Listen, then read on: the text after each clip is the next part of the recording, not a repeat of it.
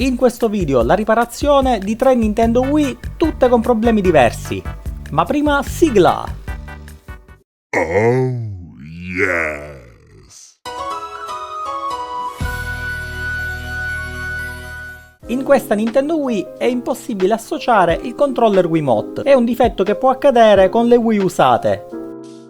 Quello che è possibile fare è un reset dell'associazione dei controller attraverso la pressione prolungata dello stesso tasto di associazione.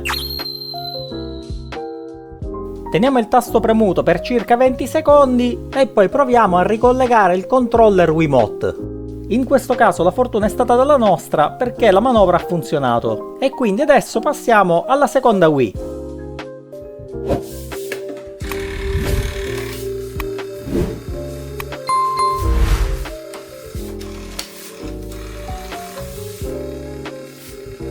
In questa Nintendo, oltre il classico rumore degli ingranaggi danneggiati, il disco entra e il disco esce. Proprio come un video che ho fatto in precedenza. Smontaggio della Wii e vediamo cosa troviamo dentro. Per smontare una Nintendo Wii, oltre il cacciavite Philips a croce, è necessario anche un cacciavite 3 Wings speciale proprio per Nintendo.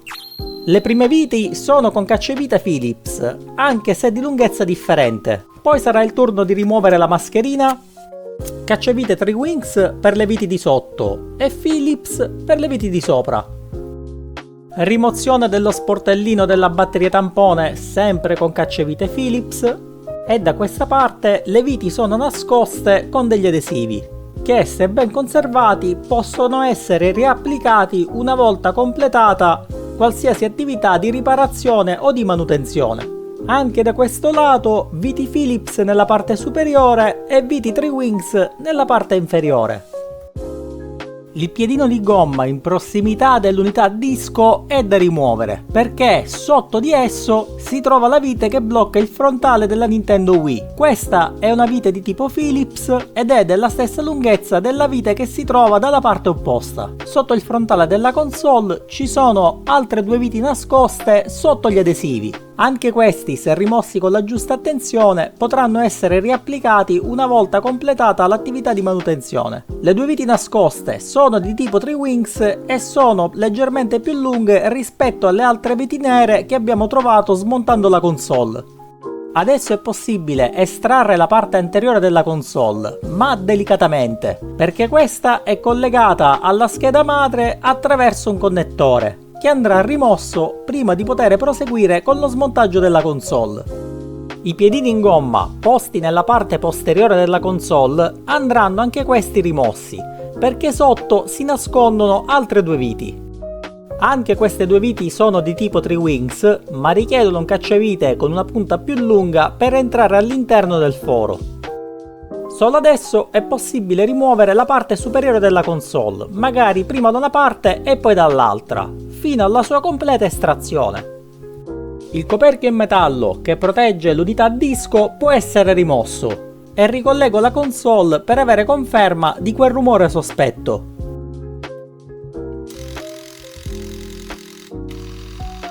Come volevasi dimostrare, è un danno noto del meccanismo dell'unità disco della Nintendo Wii. Basta svitare le viti che bloccano il coperchio superiore dell'unità disco per poter accedere alla meccanica. Una volta rimossa la parte superiore dell'unità disco, sarà possibile estrarre l'ingranaggio con una semplice pressione. Guardando la plastica da vicino si vede una leggera scheggiatura che, per quanto piccola, è sufficiente a far emettere quel rumore all'unità disco. Riesco a recuperare da un'altra unità disco non funzionante lo stesso ingranaggio. Procedo alla sostituzione sempre incastrando con lo stesso sistema con cui l'ho estratto, richiudo il coperchio in metallo della parte superiore del lettore e riavvito le viti che lo bloccano al resto dell'unità disco. Faccio un primo test collegando le Nintendo all'alimentazione e con un cacciavite riaccendo la console.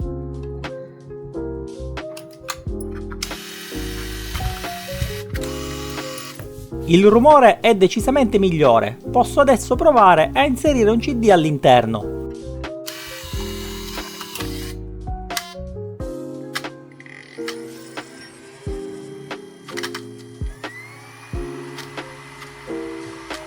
il disco sembra avviarsi regolarmente. E quindi test!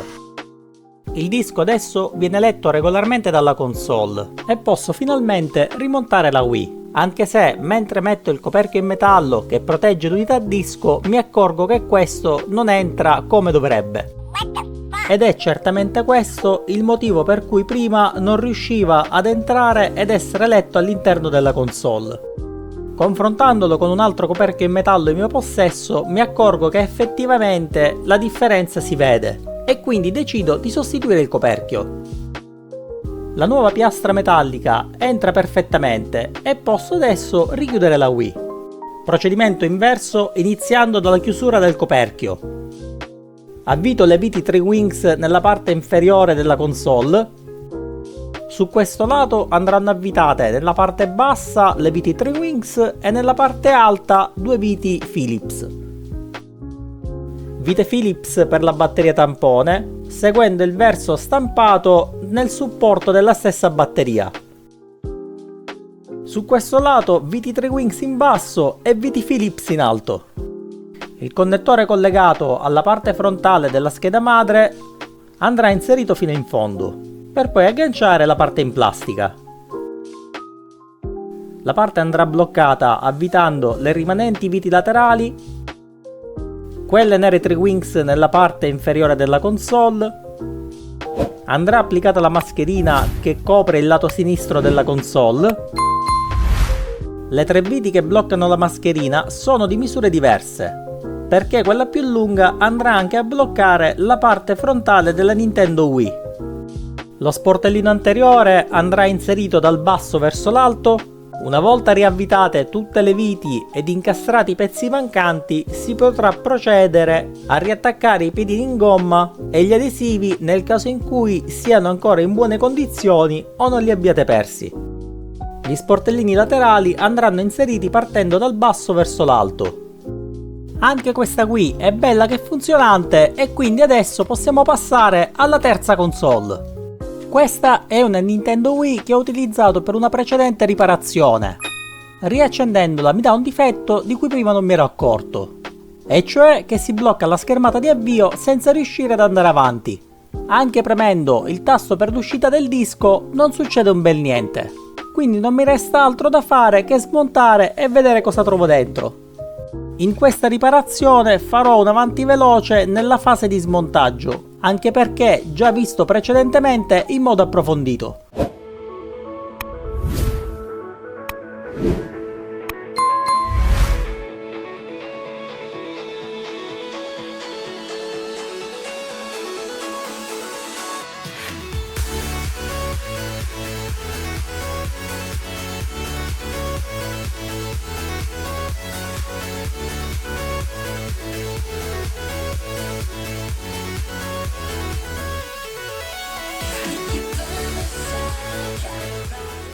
Una volta sollevata l'unità disco, vedo che c'è una modifica che avevo precedentemente scollegato, perché inutilizzabile visto che avevo recuperato la scheda della stessa unità per collegarla in un lettore in condizioni decisamente migliori. L'unica soluzione che trovo per poter stare tranquillo è quella di rimuovere la modifica e collegare un cavo normale. Posso adesso rimontare la Nintendo Wii e provarne il funzionamento. Purtroppo non ho il video dello smontaggio completo della piastra della Nintendo, ma più avanti farò un video dove spiegherò dettagliatamente tutte le fasi dello smontaggio della console. Estremamente importante e da non dimenticare è l'inserimento di questo piccolo dado, indispensabile per collegare il supporto della batteria tampone. Anche perché se doveste dimenticare di inserirlo ve ne accorgerete solamente una volta che la console è completamente montata. Installerò su questa console anche un'unità disco già revisionata e perfettamente funzionante. Quindi adesso nuovo timelapse e test finale.